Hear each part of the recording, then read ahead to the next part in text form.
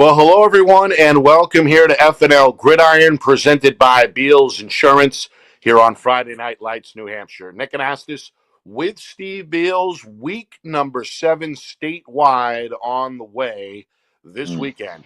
And we, of course, have another busy schedule. Over the next 60 minutes, we preview our weekend doubleheader with Roger Brown, founder of the New Hampshire Football Report, really the go-to guy, the Adam Scheffler, so to speak, of New Hampshire high school football. He joins us at 6:15 for the second time this season. Bottom of the hour, we look ahead to tomorrow night. Big Division II clash between two undefeated teams as Souhegan at 6-0 plays host to Plymouth, also 6-0. Bobcats and Sabres, that's a rematch of last year's D2 semifinals. It comes your way at 7. We speak tonight with Coach Robin Bouette of Souhegan at the bottom of the hour, 6:30 Eastern. Always a fun interview. And then our old friend Jack Byrne back on the program at 6:45. That Saturday affair between Wyndham and Salem is another one to watch this weekend in Division One. Blue Devils have won 4 in a row. Wyndham looking to defend their home turf to earn their 4th victory. So Coach Byrne joins us at 6:45. Coach Bouette at 6:30. Our first guest, as I mentioned, is Roger Brown. Steve Beals, how are we tonight, sir, as we head towards week number 7 statewide? I've been great, Nick. It's been a good week, busy as heck, but catching up as far as work is concerned. And it was great to be with you this past weekend with 2 games, folks. If you haven't seen the Pelham Pythons yet, check out the game against West High School. West High School obviously started out great, 6-6 them at the halfway point. And then the Pythons came out, and boy, you want to see some hard-nosed football. We saw it in that game, Nick. And then, of course, the Bedford Pinkerton numbers are just going through the roof on that one. So watch that one, folks. You'll see a great barn burner. So much went into that game, Nick. It was just a great one to be with you to call there because both those teams proved why they're 1-2, or one at least the Yeah, we top were, three, 2 or 3 anyway. as you mentioned, we were in Bedford back on Friday night. Electric atmosphere, several thousand Mm. in the crowd at Bulldog Stadium. And Pinkerton gave the defending champs all they could handle as that game Mhm. came down to the wire. And as Steve mentioned, it is up on our YouTube channel, FNLNH Media, under the videos section. We have another edition of the New Hampshire Union Leader Power Poll to go over. Bedford, after that 3-point win over Pinkerton, still undefeated, still at the top of the poll at 6-0. They're on the road this week at Portsmouth. Clippers looking for the upset there. Exeter also unbeaten in Division One, leading the Eastern Conference with a conference best 6-0 record. That followed another shutout win, 28-0 over Timberlane. They will test themselves against Memorial as the Crusaders look to rebound after their loss against Concord.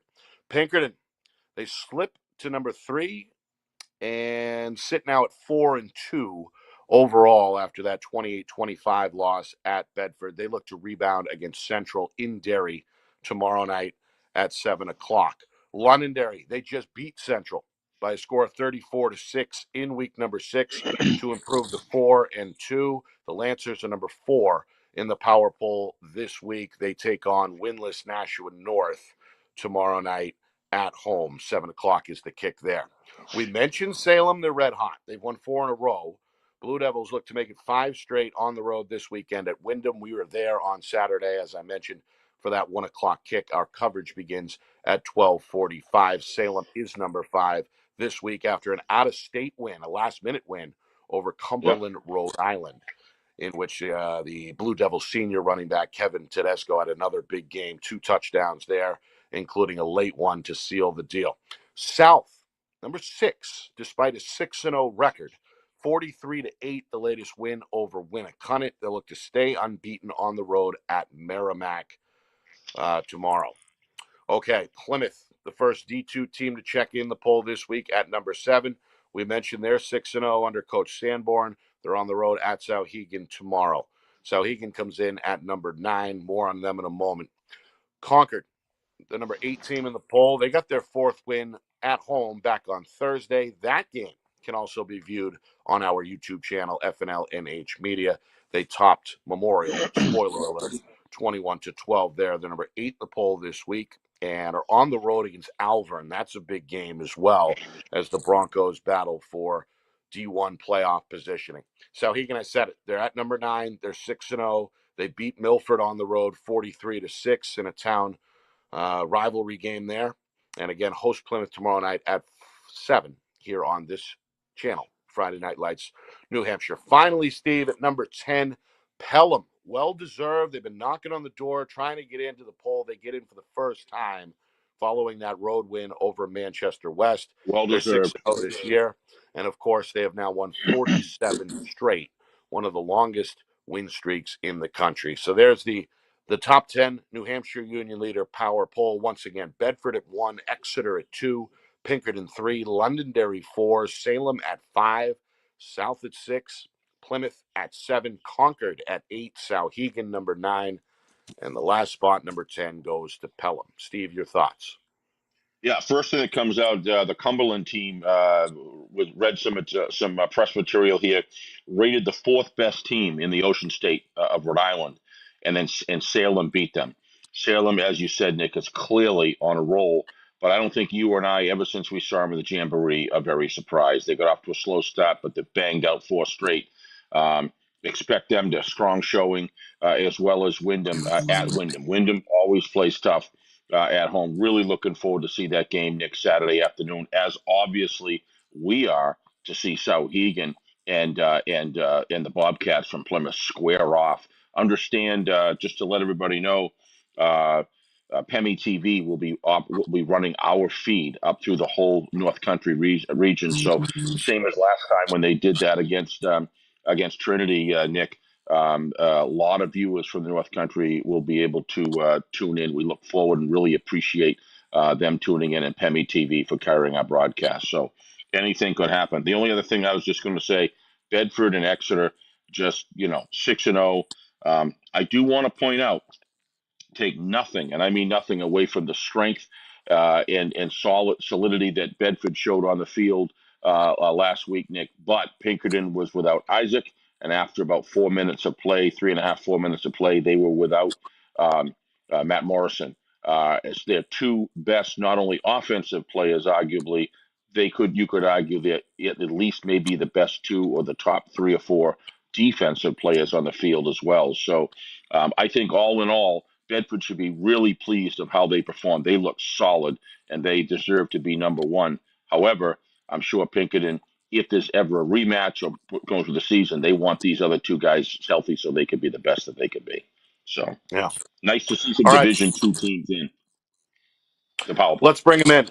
We've got them early. We've got them ready to go. Might as well utilize the extra couple of minutes. Roger Brown, back again here on Friday Night Lights, New Hampshire, FNL Gridiron, presented by Beals Insurance. Roger, of course, the founder of the NH Football Report and NHFootballReport.com. Roger, how are you tonight?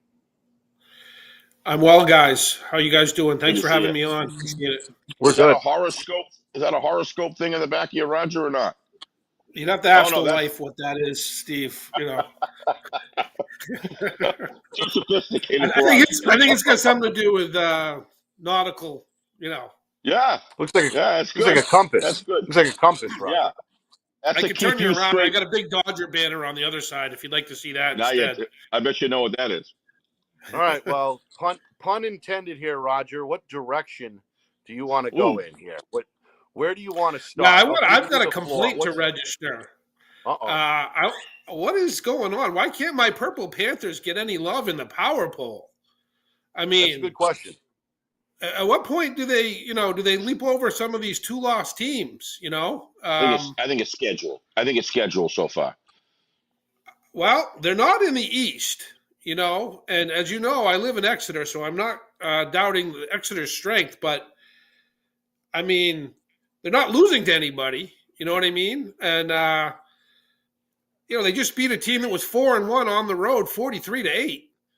Right. Were you talking about South, or were you talking about Exeter? I'm talking about South. I'm saying the Okay. East Conference is the weaker one of the 2. Yeah. I'm just surprised that they don't rise. At what point, at what point are they going to pass some of these 2-loss What are teams? their last 3 games? What are their last 3 games? Who are they playing the last 3 games? I don't know. They just went on they've got the. Bedford next week. They've got Bedford next week. So let's see what happens with Bedford, and then at that point, if they do really well, they're going to go up like a shot. I don't think it's anything against any disrespect with anybody on the power poll about the South. They're a fantastic football team, and they know how to finish 4 quarters. So you may have a point there, Roger, but they're going to have time to make sure that that they can be counted given some of the couple games they got. Yeah, Roger, and I'm not saying they're going to go beat Bedford or anything, but I'm just surprised that they have, but whatever, rant over. That's my alma mater. Got to stick up for the It's a purple. good one. It's a good point. Good point. Roger, is it potentially that South has been down for the last couple of years that perhaps makes some of the voters in the poll a little hesitant, even though we're 6 Probably. weeks in? Or what do you attribute that to if you think that their number 6 rating is too low? I think you probably hit it on the head there, Nick. Some of the teams that are ahead of them, recency bias, as they say in the political world or whatever. And I could see maybe placing them behind a 1-loss team. But, when you're undefeated and you got teams ahead of you with 2 losses, I don't know that I can go that far, at this through 6 games. So, Yeah. I mean, they beat, I think BG's pretty good. I think Keene is okay. They went down to Mass, or Mass Lowell came here. I know it's not, the strongest schedule, but it's not like they're beating 0-6 teams every week either. So just a little surprised. Right. We'll see. Right. It'll all pan out in the end regardless. Right. Well, I mean, they're 6-0. You can only play who's on the schedule. So correct. There is something to be said there. I guess we go next to Bedford Pinkerton, Roger, because that was, as many in the media called it, a midterm exam for the 2-time defending champion Bedford Bulldogs. Pinkerton, of course, loses arguably their best player just minutes in. They were already shorthanded to begin with, and yet they're able to hang around for 4 quarters and almost pull it off on the road. Your big takeaway there between Bedford and Pinkerton, 2 of the premier programs in the state, meeting last week. Big takeaway was really impressed with both offenses. Offensive Bedford, lines. Jack May was terrific, making big throws when they needed to happen, not just, on 1st and 10. Receivers were good. Bennett Matthews, the Suazo kid. There's more. I don't have them all in front of me. But the offensive line never gets any credit. But, I from what I saw live, Bedford's offensive line was fantastic that night. That said, Pinkerton did a pretty good job against Brody Helton. He got 90-something yards, but it was 4, 5, and 6, which is fantastic. Usually you take that. But with Helton, it's usually a lot of 8, 10, 12, 35-yard TD run, and Pinkerton didn't allow that. So, so as good as the Bedford offense was, and it was terrific, I did think they did a decent job in the run game, not allowing the big play. Conversely, I thought Pinkerton's offense was terrific as well, particularly, as Steve mentioned, being so shorthanded and using 2 sophomore running backs there for most of the game. Still moved on Bedford, throughout all 4 quarters, really. And if they had a little more time on the clock, who knows what happens at the end, or if they have their, full complement of players. But, just a terrific football game, good high school game, what you want to see. And I was glad that it was good competition. It wasn't a blowout way. I want to get your thoughts before I turn it over to Steve. And we're going to hear from both head coaches, Robin Bouette and Robin Bouette, Jack Byrne coming up later. Our game tomorrow is that Division II showdown between unbeaten Plymouth and unbeaten Souhegan. I want your thoughts, Roger, on that matchup. We'll get more from the coaches here coming up, but all eyes tomorrow night, at least concerning D2, are going to be on that field in Amherst. Yeah, big weekend. Spotlight's got to be on Division Two this weekend. Excuse me. Plymouth knocked Sauhegan off last year in the semis. Even though it was on Plymouth's home field, I think it has to be considered an upset just by the way they guarantee the champion of each conference a home game. But um, basically we have two of the better programs in the state going at it. And I think you guys know what I mean by program. Just year after year, no matter what the personnel is, these are winning teams. They're usually at the top of the standings, fighting for championships, and that'll be the case this year. I expect, these two teams, they could meet in the championship very easily. Be surprised if either one of them got knocked out before the semifinals. And, I know Plymouth is very good because they're basically last year's team. Sauhegan has some new faces in key places, so to speak. So very interested to see how they perform against the Bobcats. Looking forward to that one. Steve? Roger, what is that? Is that a bird calling you for dinner, or what's Can you what's hear the going bird? on I there? got a bird to my left. I also have a dog to my left. We I don't want the wasn't dog sure to know. if that was like a Wild dinner King. bell or what. But so Usually on the podcast, people tell me they'd rather hear the bird than me. So when I get Yeah, I think talking, there's no setting the bird up. yeah, well, at least it's not a parrot, so he's not parroting around what you say off air. So that's good. That could be Close into enough, big Steve, trouble. trust me. You don't know what I have to put up Hey, with here. It's unbelievable. I know. Hey, Roger, we saw Pelham go into West High School, take it on, and West High School played their living hearts out that first half. But there's no question that the strength of Pelham came out the second half there, and West began to just run out of gas due to some depth problems. But was very impressed with what Coach Preventure is doing over there. Did you get a chance to see that game? And if you did, what are your thoughts about what you saw, if you did? I did not get to see the game, Steve, but I know enough about what West is doing this year to say that I'm totally impressed with the path that Coach Preventure has them on. It was pretty much a total rebuild last year in terms of culture and a lot of things, building from the ground up, so to speak. And I think they're way ahead of schedule this year. They're going to make the playoffs, first time since 2007, I believe. Got a lot of key players, good players, I should say. Just, very impressed. No shame in losing to Pelham. Winning culture over there, that might be the difference. West, doesn't have that winning tradition where Pelham expects to win. So maybe a little bit of that took over in the second half. And again, I know we're talking West, but a lot of credit goes to Pelham too for where they are, considering how things started this year with the coaching situation there. Manchester Memorial, another program probably in its third year, I would say, of a rebuilding process and project. And Coach Sturgis doing a great job over there with them. They're sitting at 4-1 right now. If you take out the Londonderrys, and I'm not saying that there's always a football game for a reason, but I'm going to take out the top three teams of Londonderry and Pinkerton and Bedford and South. Yeah, we'll take out South too. And all right, I'll tell you what, let's take out South and Salem as well. Okay. Where do you see Memorial in in that mix of what I call contending teams that have really come a long way in Division Two? You've obviously got Memorial, you've got Wyndham, you've got Winnicott, and you've also got Concord, who's still playing. I mean, Coach has done a great job up there. They looked really good against Alvern the other night.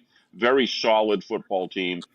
Played 4 quarters. I mean, who do you see out of that group, and maybe another one out there, Roger, that you would put in is the next one in line after those first 6? I've thought about that, Steve, and I it's a tough question. There's going to be a lot of teams, that second tier, I guess you might want to call it, fighting for home playoff games in the first round. Maybe BG goes there. I'm not sure, but there certainly would be a candidate. Hmm.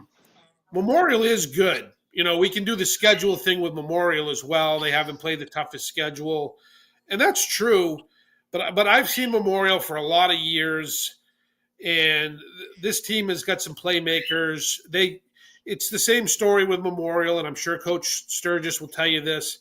They just got to get out of their own way. They got to not make that mistake at a key time, or get that drive-killing penalty, or whatever the case is. It hurt them last week against Concord. They fumbled the ball, I think, 3 times in the first half, and then they got it together in the second half, and they, picked up an unsportsmanlike at a bad time. And terrible.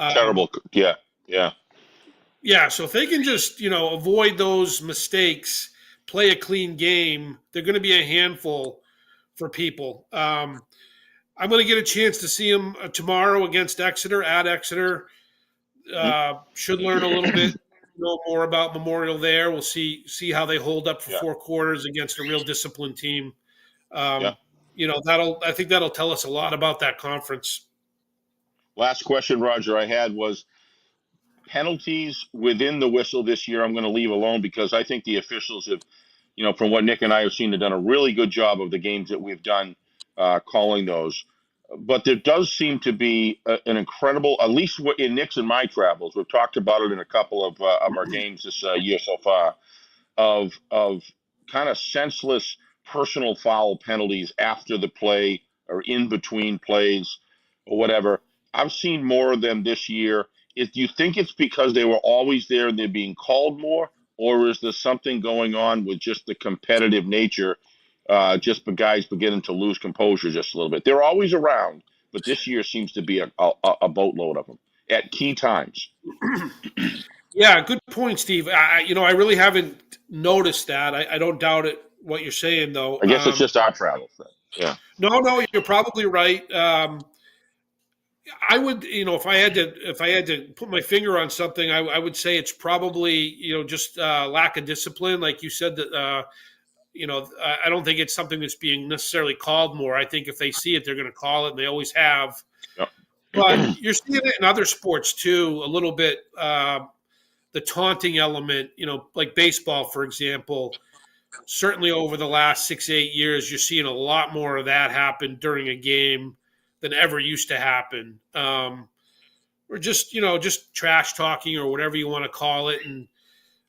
Some of it goes over the line. I think there's more of it that goes over the line these days, and maybe same thing is happening with football. Maybe it's just sports in general. We're not quite as disciplined as once were, but that's probably my best guess. Well, I did talk to someone else who I respect a lot, and they said their thought was they're seeing it more in the NFL than ever before themselves, with these sort of senseless penalties, personal fouls, chippy stuff. And, maybe there's a sense where some of the college and the high school divisions are seeing this. And then, as they say, one sees it, then one does it. That could be a possibility as well. But maybe Nick and I are just running into it more. But the difference this year, it isn't a stray one that happens. It's happening multiple times a game when teams are close and still in the game, and it's having an impact on the game. I just wasn't sure what your thoughts were there. I hope that subsides because the mission, the ultimate way to show your dominance is to win the football game. So just sure, you take a penalty like that, it's just selfish. Yeah. No doubt about it. And hopefully the coaches are taking care of that, taking whatever measures they deem appropriate to curb that stuff. And us in the media, to a certain degree, you have to call that out. Maybe not so much at the high school level as you would at college or pros, but still, bad sportsmanship shouldn't be rewarded, obviously. And right. Again, like I go back to my original statement, if you get a penalty like that, I know where I live, if you commit a 15-yarder, you don't want to come to the sideline and see Coach Ball. That's where it should be everywhere. Right. Yeah, absolutely. Well, like I say, the officials are calling it. They're not putting up with it. And to their credit, I see them managing games extremely well to to just nail it right early, every single time. And they're doing a great job out there controlling the games. I think. I think these are special people, and they do a terrific job for us all in the state of New Hampshire. So. Oh, no question, All no right. question. It's a thankless job, and they do, and they don't get thanked enough. So No, they good job don't. by them. Sure. Yeah. Roger, Good to see you, Roger. we're just about out of time. I want to touch base again before the end of the season, obviously, but tell the viewers where you'll be this weekend. You mentioned at Exeter tomorrow for that Memorial matchup. What about Saturday?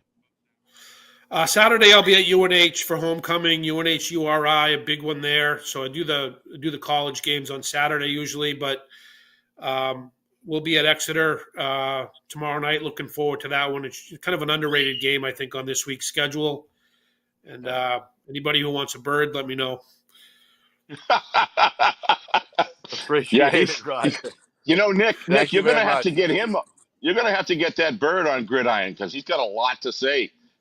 He sure does. Yeah. Yeah, he wants South up there higher. Yeah, I think that's the key. Roger, I'll be honest with you. You probably have a point, but they're going to get an opportunity to show a matchup against Bedford, and whether they win or lose, it's really, even if they lose the game, it's how they compete and how close they can bring it. It's going to do a lot for South to justify that 6-0 record in a big way. And I think you're probably right. They deserve better. Yeah, and Bedford's a tall task. I don't want to, if they're probably going to end up with a 4 seed, even if they do lose to Bedford, it's just, I think Nick hit it on the head. It's just been a while since Nashua, has been strong, and some of these other programs that are ranked ahead of them have, been stronger more recently. So a little bit of, recency bias, like I said there. But they're a good football team. Roger, we appreciate it. Thank you again. Okay, guys. Thanks for having me. Great job by you guys, as always. All right, That's same the here. great Roger Brown, the founder of the New Hampshire Football Report. Read his latest stuff, nhfootballreport.com. All right, on the other side, we begin to preview tomorrow night's Division II battle between two unbeaten, Souhegan and Plymouth. Sabres head coach Robin Bouette will join us on the other side of the break, one of the more colorful interviews we're going to have on this program. Don't go away. We're back in 2 minutes. You're watching FNL Gridiron. It's presented by Beals Insurance. Our broadcast today, as it always is brought to you by Beals Insurance Agency, with locations now in both Bedford and Londonderry. Whether you need home, auto, or business insurance, Beals Insurance will get you both the price and quality coverage that's right for you. Just call 603-471-9999 or visit BealsInsurance.com to request a free quote and start saving money today. Again, that's BealsInsurance.com. The New Hampshire Tomahawks promote the highest level of club lacrosse competition, not just in the state, but in the country. Looking to get recruited? Director Chris Cameron keeps an open dialogue with the nation's top college lacrosse coaches. Over 400 New Hampshire Tomahawks alumni have played at the college level, including the ACC, Big East, Big Ten, Ivy, NESCAC, NE10, and more. New Hampshire Tomahawks coaching staff has over 100 coaches, including current high school, varsity, and college coaches. The Tomahawks offer training for players of all ages, clinics, camps, and leagues, along with spring, summer, and fall elite teams. So play with the best. The New Hampshire Tomahawks, showcase and development for college lacrosse. Visit NewHampshireTomahawks.com and girls.nhtomahawks.com. How can you reach your team's fundraising goals at no risk and no cost? MG Sports offers a variety of products to make your team's fundraiser a success. Their products include discount tickets, cards, and calendar raffles to hundreds of local merchants throughout the New England area. Don't waste another season. Raise more funds than ever before and become another football program in New Hampshire that sets fundraising records every season. MG Sports, fundraising made easy. Visit mgsportsfundraising.com to start raising money for your team today. Colonial Printing is family owned and celebrating 50 years of quality print services for New Hampshire businesses and can help yours as well. Whether it's creative design, digital or offset printing, or banners and signs, with state-of-the-art technology, unlimited industry sources, and the ability to think outside the box, Colonial Printing will help you get your job done. To see their full list of services, promo products, and portfolio, or to request an estimate, visit colonialprintingnh.com. That's colonialprintingnh.com. FNL Gridiron can be heard live Thursday Thursday here in New Hampshire. We're presented by Beals Insurance. You want to catch us live at 6 o'clock Eastern every Thursday throughout the end of football season. Of course, you can watch anytime after that on our YouTube channel, FNLNH Media. Hit the like and subscribe buttons. Tomorrow, our Friday Night Lights New Hampshire Game of the Week features two undefeated Division II title contenders, two of the better programs statewide, Plymouth and Souhegan. Kickoff at 7 o'clock. Our broadcast begins at 6:45. And then Saturday, same thing. We're back at it. This time in the afternoon, a 1 o'clock kick from Wyndham as the Jaguars battle the Salem Blue Devils. 12:45 our coverage. 1 o'clock again is the kick on Saturday. We'll speak with Jaguar head coach Jack Byrne coming up in about 10 minutes or so. But first, let's welcome him in. Robin Bouette, friend of the show, Souhegan High School's head coach, joining us from the field. Coach, how are you this evening? I'm well, guys. How are you? Looks like this old house scene in the back there. Yeah, we're in the middle of practice, so I got to go up in the press box where we got some Wi-Fi. So whatever it takes, Beals. There you go, buddy. We appreciate it, Coach.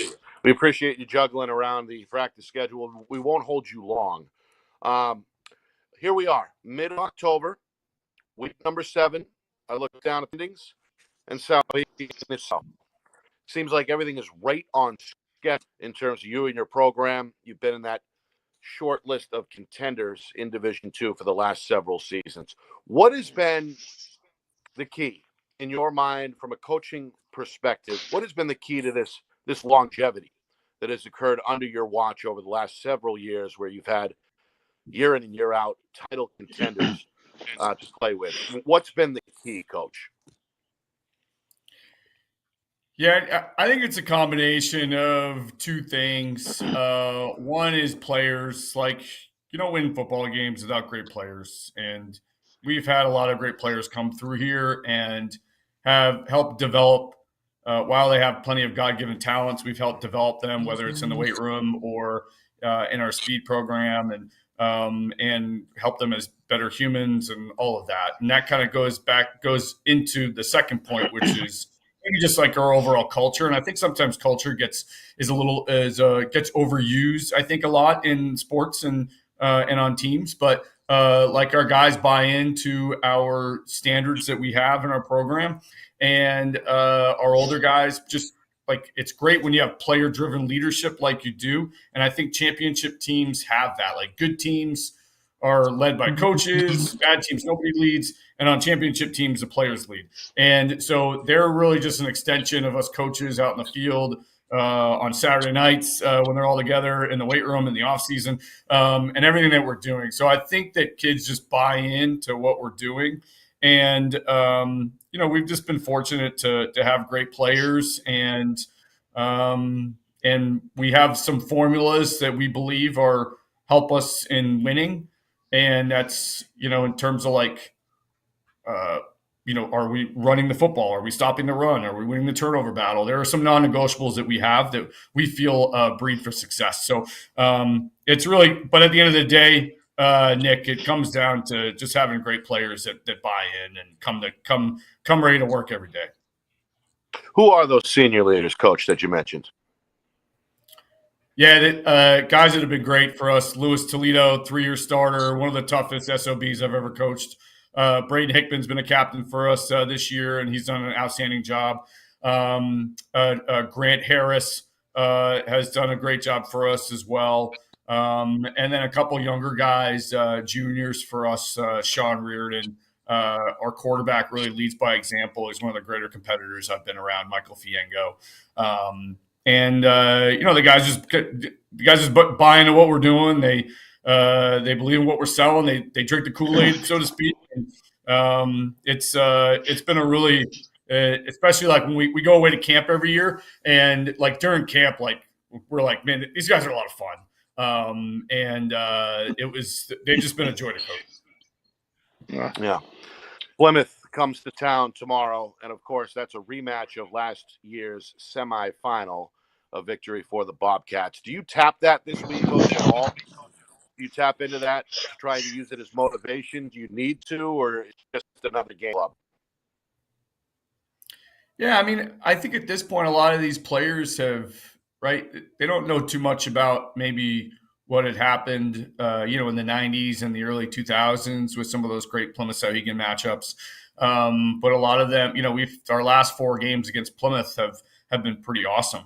And I think that last year, I think that showed that, the team that can, that anybody can win. And while I don't know if they, obviously, like, some of them might have some bitter taste about that, but I think at the end of the day, they want to beat this 2024 Plymouth team tomorrow night.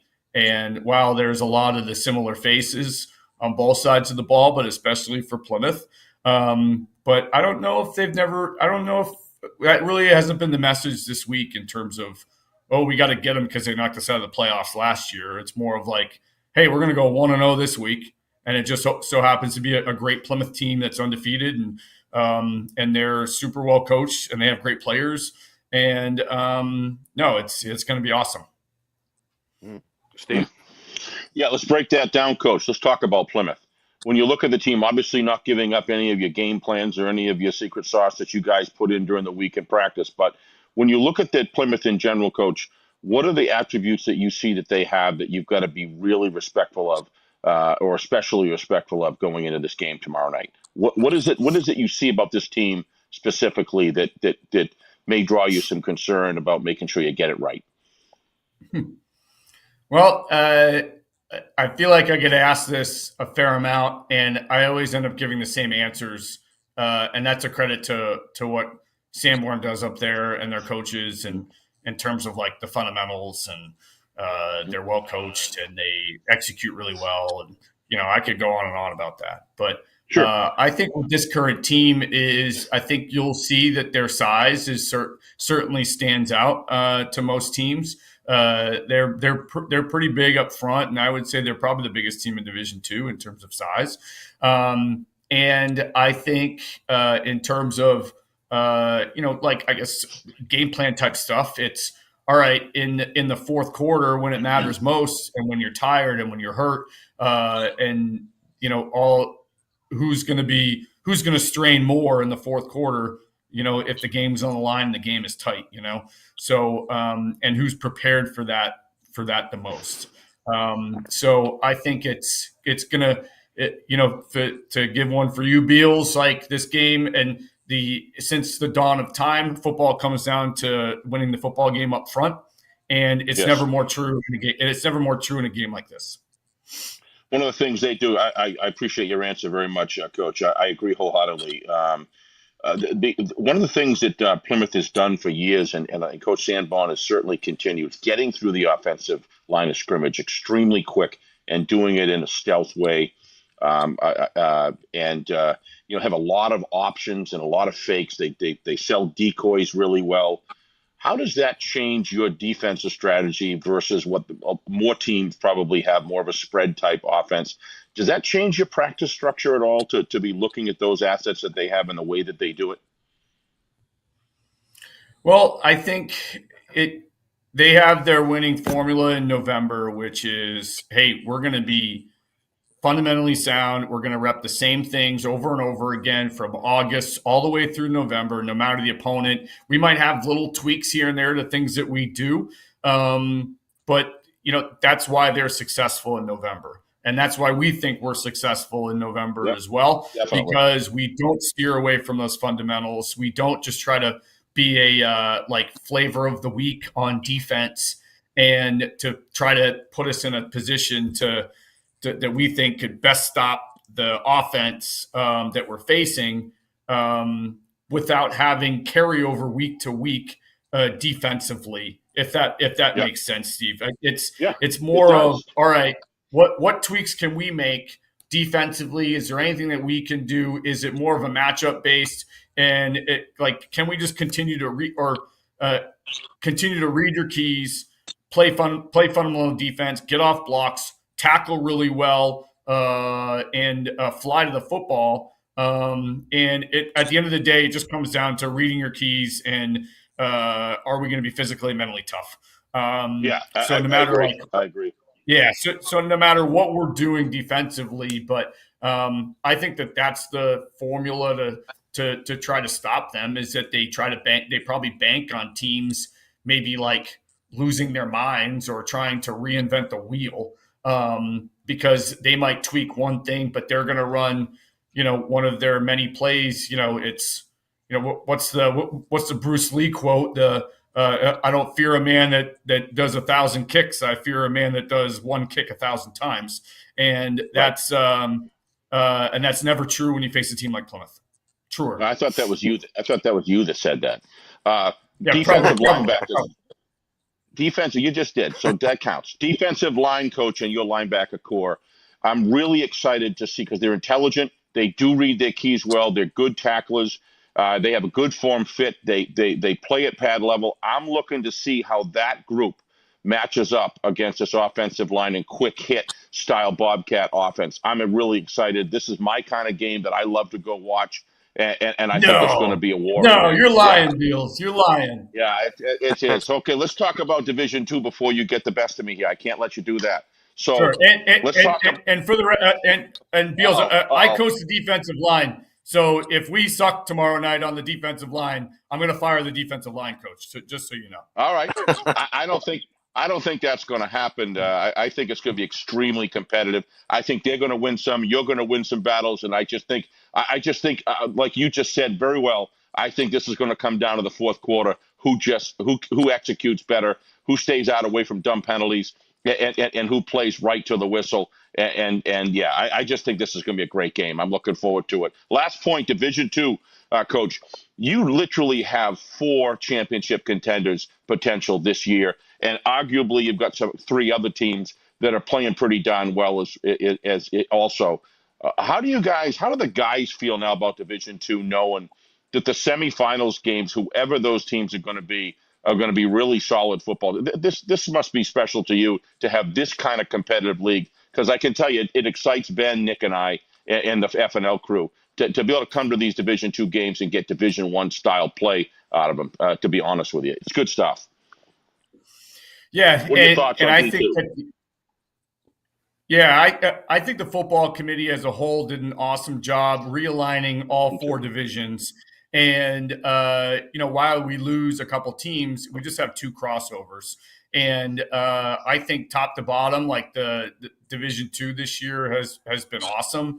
I think that, to have as many teams kind of fighting for those last 1 or 2 playoff spots, that they're, it's going to come down to the last week, which is what you want. It's awesome.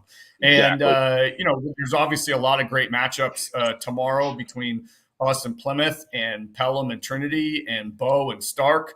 And there's a few more in there.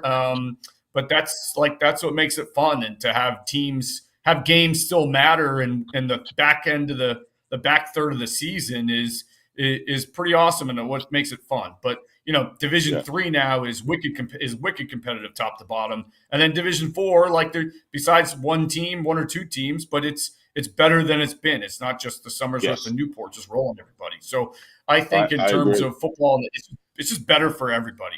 But no, I love it when Division II is top down, super competitive. It makes all the games way more fun when you're playing into the fourth quarter, and you're playing against great coaches and great other players, and they're competitive, and that's what makes it fun. Like the games where you're done at halftime aren't, while it's fun to win, it's those playing a 4-quarter game and a game that's tight. Those are the ones that are fun, the most fun. So he gives one fun place for us to go to, from the AD all the way right, down. Buddy. People treat us so good there, and we really love coming. And I look forward to it tomorrow night. Same thing with Plymouth. Great place to go as well. So give it hell tomorrow night, and we'll see you there.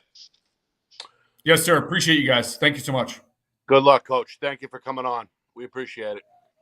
Thank you. And again, Robin Bouette, the head coach of Souhegan, unbeaten Souhegan versus unbeaten Plymouth. Tomorrow night, 7 o'clock. We've got the kick right here in our Friday Night Lights game of the week, presented by Beals Insurance.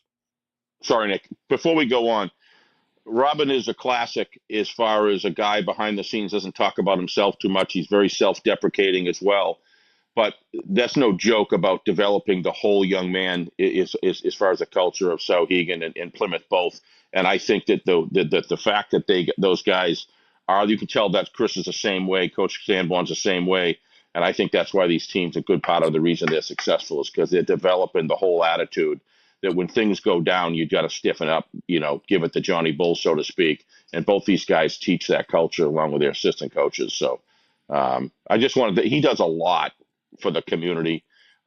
Chad Game, tremendous amount of time he puts in. Terrific guy, terrific coach. Yep. I don't want to say that when he's on the air. Sure. I don't want him to hear me saying that. I like to say it when he's gone. Yeah. All right, we've got one more game to preview on the other side of the break. Jack Byrne, Wyndham's head coach, will join us. Jaguars and Salem meet head-to-head Saturday at 1 o'clock. Coach Byrne on the other side. You are watching FNL Gridiron, presented by Beals Insurance. Our broadcast today, as it always is brought to you by Beals Insurance Agency, with locations now in both Bedford and Londonderry. Whether you need home, auto, or business insurance, Beals Insurance will get you both the price and quality coverage that's right for you. Just call 603-471-9999 or visit BealsInsurance.com to request a free quote and start saving money today. Again, that's BealsInsurance.com. The New Hampshire Tomahawks promote the highest level of club lacrosse competition, not just in the state, but in the country. Looking to get recruited? Director Chris Cameron keeps an open dialogue with the nation's top college lacrosse coaches. Over 400 New Hampshire Tomahawks alumni have played at the college level, including the ACC, Big East, Big Ten, Ivy, NESCAC, NE10, and more. The New Hampshire Tomahawks coaching staff has over 100 coaches, including current high school varsity and college coaches. The Tomahawks offer training for players of all ages, clinics, camps, and leagues, along with spring, summer, and fall elite teams. So play with the best. The New Hampshire Tomahawks, showcase and development for college lacrosse. Visit NewHampshireTomahawks.com and girls.nhtomahawks.com. How can you reach your team's fundraising goals at no risk and no cost? MG Sports offers a variety of products to make your team's fundraiser a success. Their products include discount tickets, cards, and calendar raffles to hundreds of local merchants throughout the New England area. Don't waste another season. Raise more funds than ever before and become another football program in New Hampshire that sets fundraising records every season. MG Sports, fundraising made easy. Visit mgsportsfundraising.com to start raising money for your team today. Colonial Printing is family owned and celebrating 50 years of quality print services for New Hampshire businesses and can help yours as well. Whether it's creative design, digital or offset printing, or banners and signs, with state-of-the-art technology, unlimited industry sources, and the ability to think outside the box, Colonial Printing will help you get your job done. To see their full list of services, promo products, and portfolio, or to request an estimate, visit colonialprintingnh.com. That's colonialprintingnh.com. Final segment here on FNL Gridiron, presented by Beals Insurance. We're live every Thursday at 6 o'clock Eastern here on Friday Night Lights in New Hampshire. We appreciate Roger Brown, the founder of the New Hampshire Football Report, for joining us earlier. Robin Bouette, always good stuff. The Sauhegan head coach helping us preview tomorrow night's battle between the Sabres and the Plymouth Bobcats. Saturday, we're on the field in Wyndham as the Jaguars play host to the Salem Blue Devils, big Division I matchup with potential playoff implications there.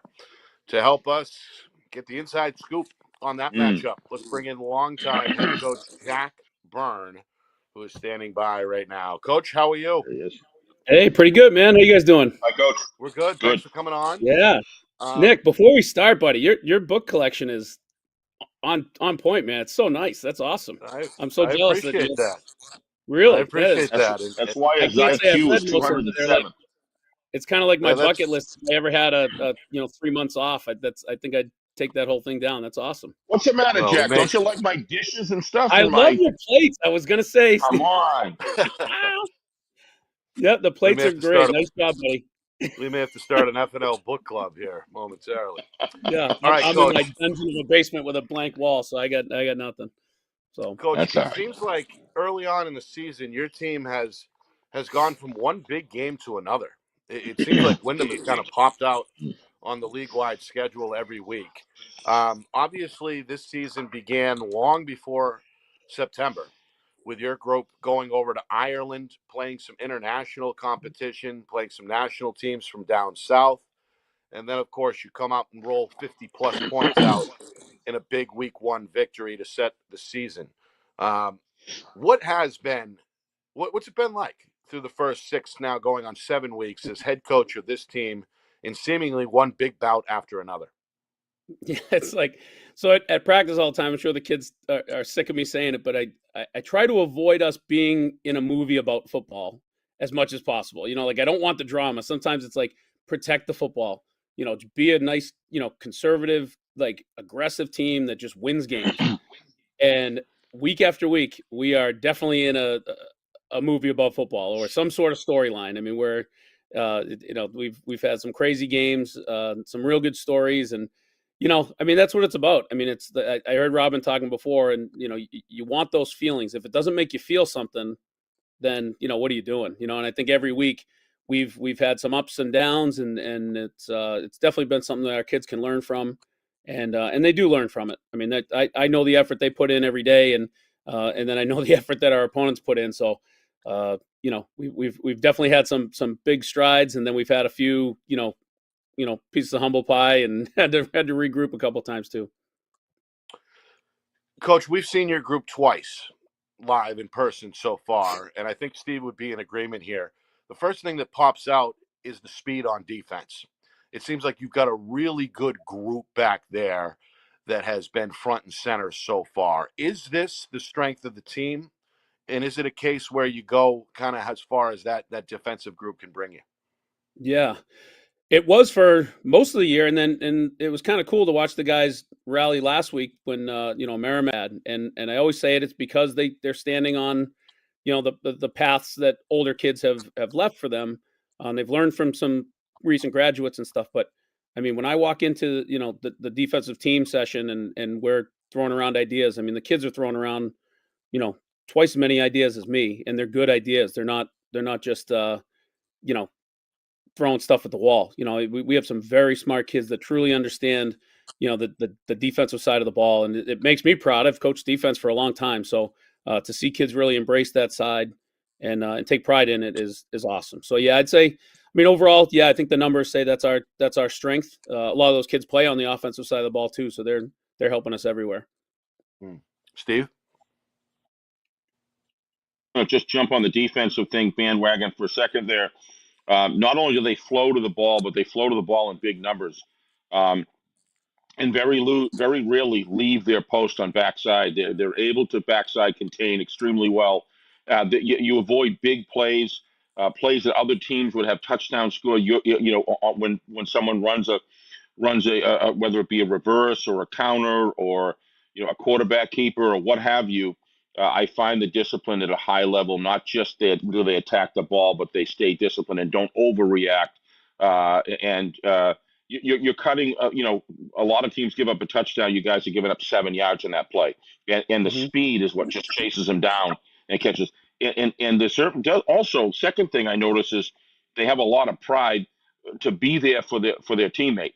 In other words, if one guy gets a piece of somebody, it's pop, it's bang, bang right away. They're coming for help all the time, and I'm sure that makes you feel good about having a group of guys like that. I'm not saying we can talk about all the players I've been watching from Wyndham for years, great defense, but what is it about this group that you don't really see some superstar? You just see a bunch of guys that are excellent football players. Yeah. What is it about this group? Yeah, well, like you said, everything you just said does make me really proud. It's awesome because it's when I think when coaches can step back and the kids are just doing it themselves, not completely themselves. Obviously, we're going to help them, but it's when you see them grow. Like, put it this way, that group, if they were ever a coaching staff for like my 10-year-old kid in a youth football, like I would hire any of our defensive ones or twos to be the defensive coordinator at the youth level and really teach kids the right way. And Fundamentals. you know, that's the kind of stuff that makes the difference. And then they understand that it's going to be a sacrifice. If I can sacrifice, you know, myself on this play, it might be more important for me to take on a blocker the right way than to get the stats that you see in the paper. And they understand that. They definitely do, because we watch enough film and they've seen it. I mean, it gets reinforced so many times when you play for yourself. You might make one play and then 3 plays you look silly, and Right. it's it happens everywhere. And that's hopefully what we try to make sure we can confuse some of the defenses we play against to get that same effect. If we can get this guy playing selfish, if this guy thinks that he needs to make the play, then we know we have them, and we don't want anybody to get us like that. So Right. those are the messages we talk. Taking it into the bigger picture. I mean, if you let this happen, then yeah, you got some credit on one play, but you just left 2 of your buddies hanging. You left someone out to dry on your team, and you're not that kind of guy. And All right, let's go I'm to making the it too offense. serious. Sorry. I'll take absolutely. it real deep with them. But that's it. Football's an emotional sport where if you don't put your team first, and if you don't put your buddies in front of yourself, someone can get hurt, and you can certainly lose games to anybody that knows what they're doing. So that's what 100%. we tie it in. Let's go to the offensive side of the ball. The DNA of Wyndham is to run that football and run it with fierce precision and get through the line quickly, and just attack the secondary with lowering your shoulder. That's just been the culture I've watched with you guys. But you got a quarterback this year that can throw the ball and is comfortable throwing the ball. And it seemed like in the beginning, you guys are trying to get the right mix at the right time. Where are you guys right now? That culture, Jack, where you know what you can do offensively by spreading things out a little bit and going downfield, but at the same time, you don't want to leave that base culture that Wyndham has been successful all along. Where are you guys right now, mid-season, as you approach the games now as we get towards the playoffs? Where are you guys right now? Where is that offense? Mm-hmm. Yeah, I mean, I think the big answer, not to dodge it, but I think it really is what teams are giving us. First of all, it's really weird when you think about, when you hear about Wyndham and all the athletes that we have that play other sports, and they're very smooth in their other sports, and we have a lot of kids that are just super athletic. It's really interesting to see when the rubber meets the road. It's like they want to pound the ball. They really want to fight hard, and they want to battle and be close together. And I mean, that's when I see them get the most excited. I mean, we can spread the ball out, and we can do some things that spread teams do, and but it's really interesting to see. I feel like the real version of our kids come out when they really challenge each other, and they know that they're playing for each other, and they're playing with that kind of like what Robin was saying before, with that mentality that Plymouth's been so good at is, what it's not that boring if you're winning. If you're pounding away and you're doing what you're supposed to do, right? I mean, it's like right.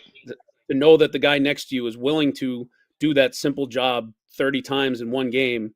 That means he cares about you. I mean, that's pretty cool. He's not looking for his own stats. He's not looking for anything else. But as far as where we are right now, I mean, we have a few different things that we've been doing. Kevin's been awesome for us as far as throwing the ball. Jack Katrobas played most of the game last week, just because we needed to run the ball a little bit more, just shift things, and it's really just kind of tweaking things here and there. But that's one of the reasons why we do what we do. I mean, we're a triple option team, but we're also a spread team. I mean, it's without trying to be how to say it. We try to get a little touch of that spread stuff in there because we have those athletes.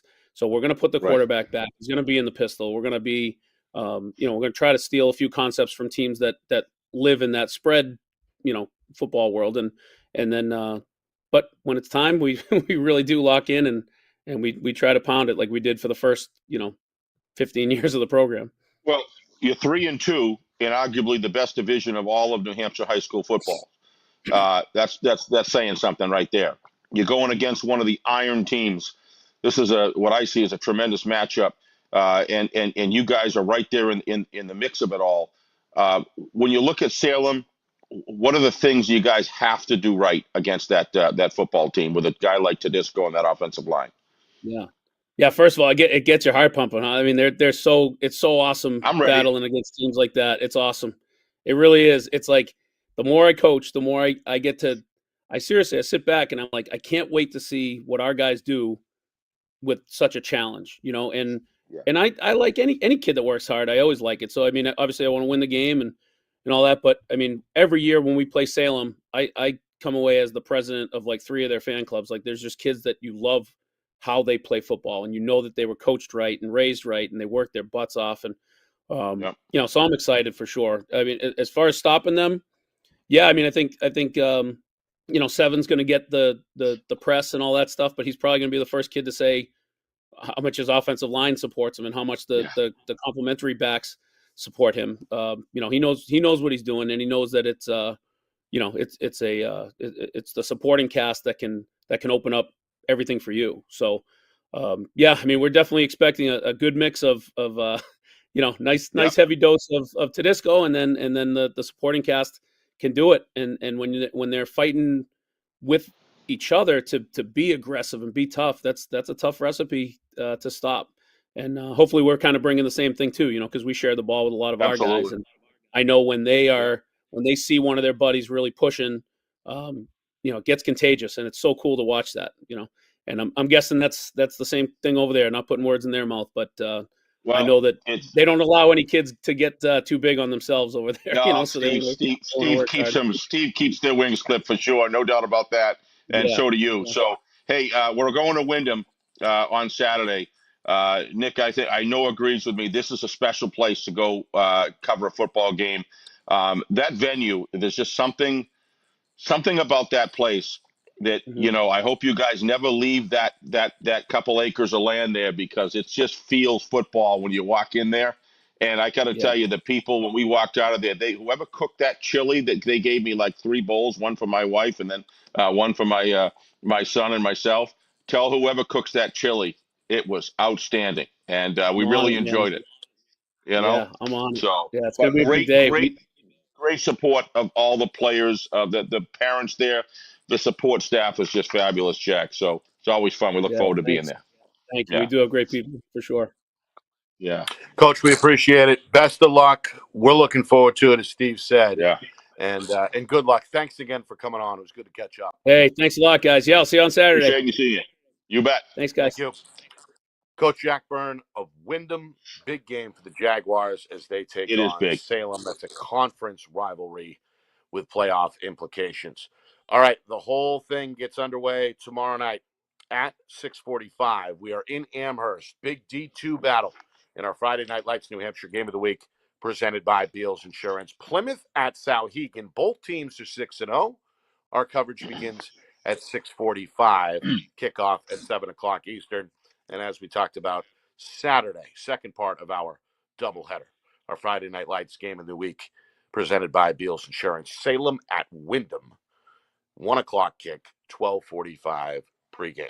Steve, your final thoughts?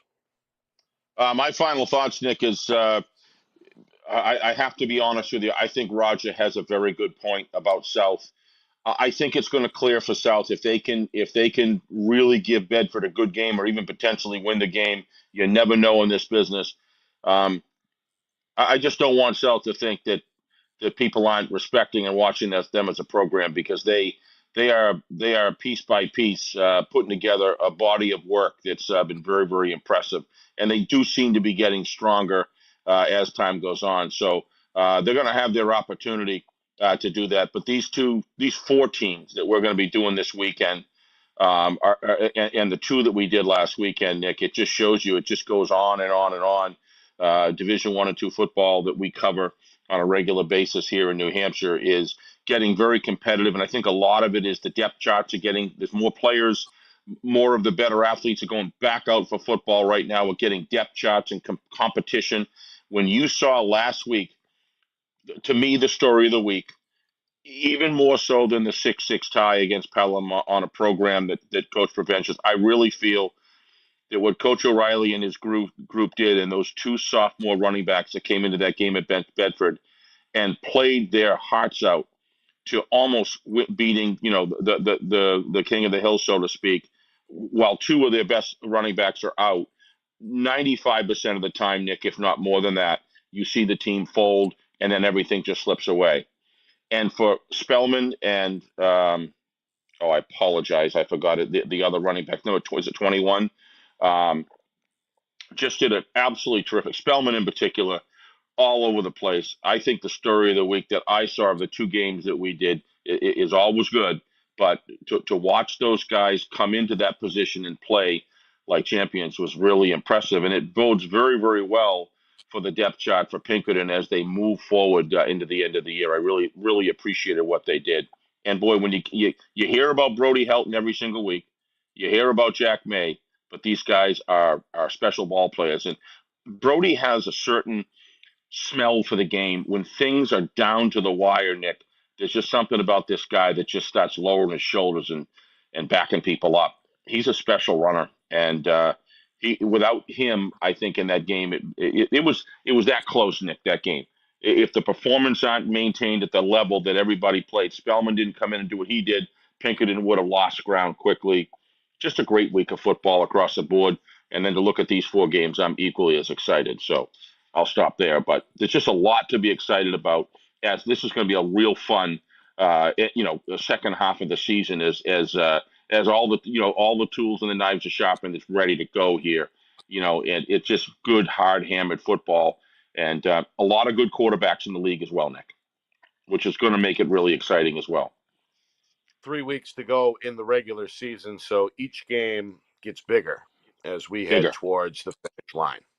Want to thank the sponsors tonight, of course, Beals Insurance, MG Sports Fundraising, the New Hampshire Tomahawks, and Colonial Printing. Want to thank our guests, Roger Brown, the founder of the New Hampshire Football Report, Sauhegan head coach Robin Bouette, and Wyndham head coach Jack Byrne. We appreciate them coming on. Final reminder, final time, tomorrow night, Plymouth at Sauhegan, 7 o'clock kick.